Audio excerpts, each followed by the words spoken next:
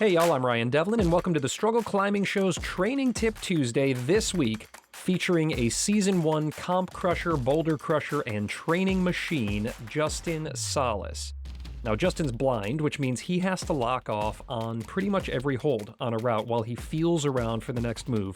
Can you even imagine that? As a result, this guy's lock-off strength, as well as his stamina en route, are absolutely elite level. And while most of us listening right now have the benefit of sight to allow us to climb more dynamically than Justin can, we've all had those times where we need to lock off in order to get a clip, or to reach the next hold, or just to do a pretty badass one-arm pull-up.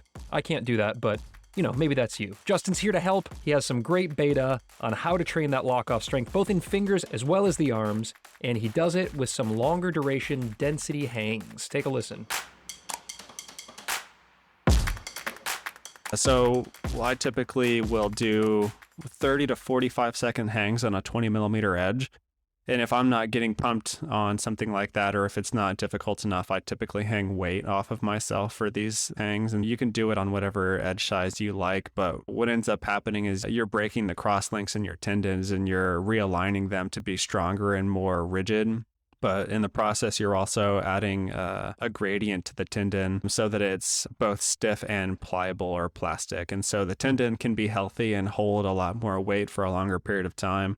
And a longer duration hang just allows you to, do just that, is stay on holds longer. 20 millimeter edge might be big for some athletes, but for a lot of athletes, it's a pretty decently small edge. It's like single pad. So if you're able to do that for 30 to 45 seconds, you're not even hardly staying on that size of hold on your project half the time when you're actually climbing.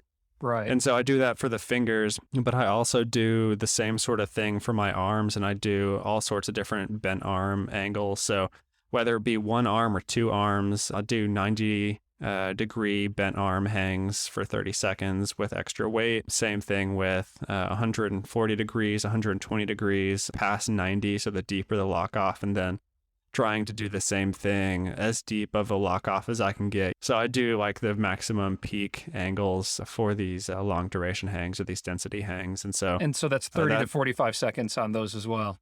Exactly, yeah. I got you. And it helps people want to know how to do one arms and things like that. Those are definitely a good way to progress into that because you're just recruiting every single muscle fiber. And when you'll start to shake, you'll notice a shaking sensation in your body. And the more that you hang, the more your body starts exhausting all the stamina in one particular muscle group, and then all the small muscle groups have to activate and turn on. And that shaking process is your body turning on muscles that you might have not been using in the past. Oh, that's fascinating. Yeah, I do a lot of these hangs. I mean, it's ingrained into my cycle, and I just do them to feel good. Like at this point, my body likes to be trained in order to continue to feel good. And so I just train like crazy just because it's a meditative process for me anymore. And it's just a good way to stay healthy, both physically and mentally. So those density hangs, as Justin calls them, which I believe Tyler Nelson also refers to them as density hangs, there's something that I had done quite regularly, like a year ago. And then they fell off my radar during more recent training blocks.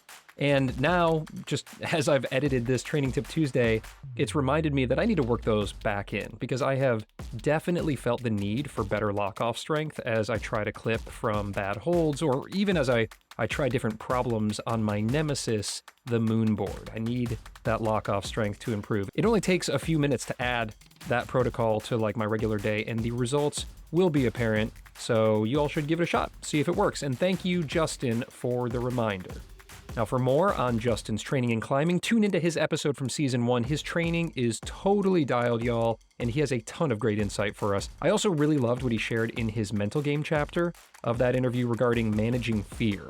Toss a blindfold on before you hop on your next rig, and you will get a sense for what Justin has to manage, and I know that we can all learn from that.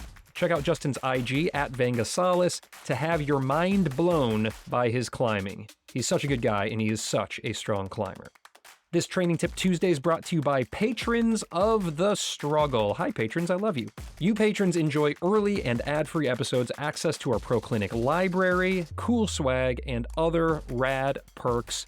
If you've been enjoying all this content and you're in a position to support the pod, it would mean a lot to me. So pop over to patreon.com/The Struggle Climbing Show to check out our levels. We got a level for you.